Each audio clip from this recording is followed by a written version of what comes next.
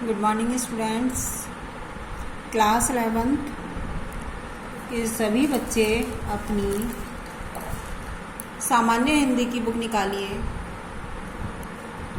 और काव्य खंड निकालिए। काव्य खंड का चैप्टर था आपका, इसमें चल रहा था चैप्टर 2।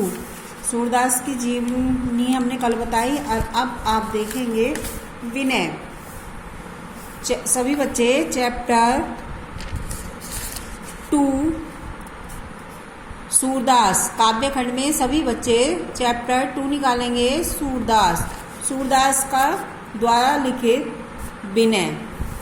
देखिए, प्रस्तुत पद में कवि ने भगवान की दयालुता का वर्णन एक घटना के माध्यम से करना चाहा है। एक पक्षी वृक्ष की डाल पर बैठा हुआ है, ऊपर बाज मंडरा रहा है, नीचे बहेलिया जो है वो अपना निशाना साधे हुए है। ऐसी विकट परिस्थिति में भगवान किस प्रकार उसकी रक्षा करते हैं, उसी का चित्रण कवि ने प्रस्तुत पद में किया है। पक्षी अपनी असहाय अवस्था में भगवान से क्या निवेदन करता है? देखिए, निवेदन करता है, अब के राखी लेहू भगवान। ये लगवान नहीं, भगवान है।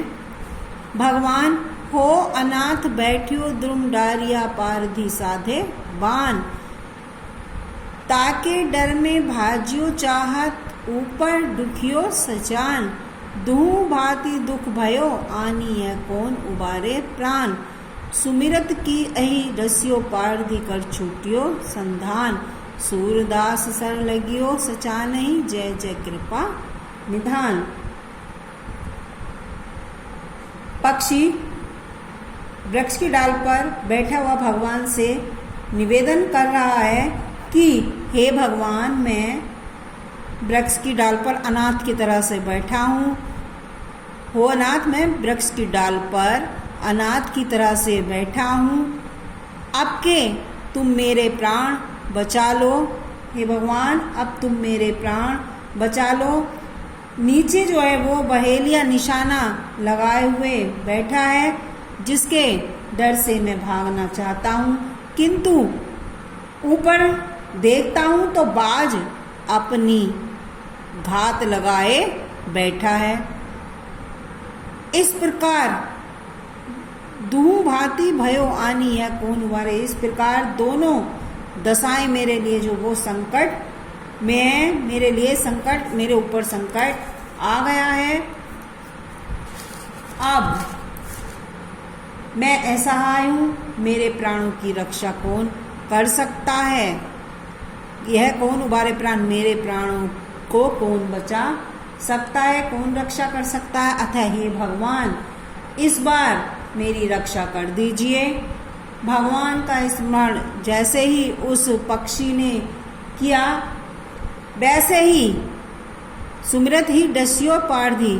जैसे ही सुमिरत ने याद किया, उस पक्षी ने भगवान को याद किया, वैसे ही पारधी उस शिकारी को या बहेलिए को सर्प ने डस लिया। कर छूटियो संघान, और उसके हाथ से बाण छूट गया और जाकर पक्षी को लग गया। सूरदास सर लगियो सचा नहीं। इस प्रकार पक्षी को संकट से मुक्ति मिल गई। हे कृपा निधान, हे कृपा निधान, आपकी जय हो। हे कृपा निधान भगवान, आपकी जय हो। एक बार फिर से सुनिए, आपके राखी ले भगवान। हे भगवान, आपके मेरे प्राणों की रक्षा कर दीजिए। आपके सिवा मेरे प्राणों की और कौन रक्षा कर सकता है? मैं तो अनाथ की तरह इस पेड़ की डाल पर बैठा हुआ हूँ और नीचे देखता हूँ तो एक बहेलिया निशाना साधे बैठा हुआ है। मैं उसके डर से भागना चाहता हूँ, पर ऊपर देखता हूँ कि बाज मंडरा रहा है। ऊपर देखता हूँ तो बाज अपना घात लगाए मंडरा रहा है। अब दोनों स्थिति जो है वो मेरे लिए संकट की है, मेरे ऊपर संकट आ गया है। यह कौन उबारे प्राण, अब आपके सिवा मेरे प्राणों को कौन बचा सकता है। इस प्रकार जब पक्षी ने भगवान का स्मरण किया तो स्मरण करते ही उस बहेलिए के हाथों से बाण छूट गया और जाकर उस बाज को लग गया। सूरदास जी कहते हैं कि हे कृपा निधान आपकी जय हो, आपकी जय हो। हे कृपा निधान भगवान आपकी जय हो। इस प्रकार पक्षी को संकट से मुक्ति निकल गई और उसके मुंह से ये निकला, हे कृपा निधान भगवान आपकी जय हो। आगे देखिए, मेरो मन अनंत कहाँ सुख पावे, जैसे उड़ी जहाज को पंछी फिर जहाज पर आवे। कमल नैन को छाड़ी महातम और देव को ध्यावे, परम गंग को छाड़ी 86 दुर्मति कूप खनावे। जी मधुकर अम्बुज रस चाख्यो, क्यों करील फल भावे। सूर्यदास प्रभु काम धेनु तज छेरी कौन भावे। प्रस्तुत पद में कवि ईश्वर के प्रति अपने एकनिष्ठ प्रेम का चित्रण करता है तथा प्रचलित बहुदेववाद को व्यर्थ मानता है। वह कहता है, हे भगवान मेरा मन आपको छोड़कर कहीं और कहाँ सुख पा सकता है। मेरी दशा जो है वो ठीक एक जहाज के पंछी की तरह से है, समुद्र के जहाज की पक्षी की तरह से है। जिस प्रकार से समुद्र में जहाज से उड़कर वह पक्षी दूसरी ओर जाना तो चाहता है, लेकिन वह कहीं चारों ओर अपने आप को सहारा न पाकर उसी जहाज पर फिर वापस लौट कर आ जाता है। मेरा मन भी इस संसार रूपी सागर में ईश्वर के अतिरिक्त कहीं दूसरी ओर सुख नहीं पा सकता है। वे लोग तो मूर्ख हैं जो कमल के समान नेत्र वाले भगवान को छोड़कर दूसरे ओर देवता की ओर अपना ध्यान लगाते हैं। उनकी दशा ठीक वैसे ही है जैसे मूर्ख लोग प्यास लगने पर पवित्र गंगा को छोड़ने पर दूरमति कूप खनावे छोड़कर कुआं खुदवाने लगते हैं। जी मधुकर अम्बुज रस चाख्यो, जिसने सूरदास जी जिसने भला जिस भौरे ने कमल यानी ईश्वर प्रेम के रस को चख लिया है, वह तीखे करेले का फल क्यों चखेगा। कहने का मतलब है जिसने भक्त ने ईश्वर के रस को चख लिया है, वह दूसरे देवताओं का आनंद क्यों चखेगा। सूरदास जी कहते हैं कि जिसे मनवांछित फल प्रदान करने वाली कामधेनु उपलब्ध है, सूरदास जी कहते हैं कि जिसे मनवांछित फल प्रदान करने वाली कामधेनु उपलब्ध है, वह भला बकरी का दोहन क्या कराने जाए। अर्थात जिसे ईश्वर प्राप्त है वह अन्य देवताओं की उपासना क्यों करे। अब देखिए बादशालिया में, हरिजू की बाल छवि कहो बरनी, शकल सुख की सीव कोटि मनोज शोभा हरणी। भुज भुजंग सरोज नैननी बंदन विधु नित लरणी। रहे विवरणी सलिल नव उपमा ऊपर दुरी डारनी। मंजू में चक मृदुल तनु अनुहरत भूषण भरणी। मनहु सुभंग सिंगार शिशु तरु फरियो अद्भुत फरणी। चलत पद प्रतिबिंब मणि आंगन गुटवनी करनी। जलज संपुट सुभंग छवि और छवि भरी लेती उर जनु धरणी। पूर्णिय फल अनुभवती सुतहि बिलोकी के नंद घरणी। सूर प्रभु की उर्वासी किलकनी ललित लरखैनी।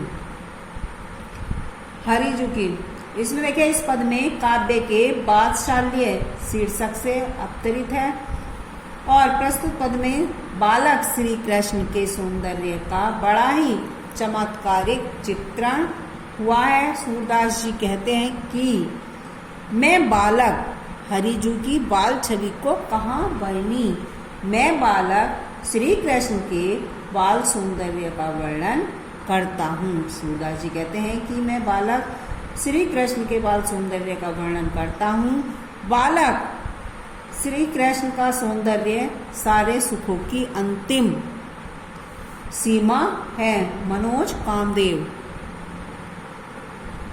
विधु चंद्रमा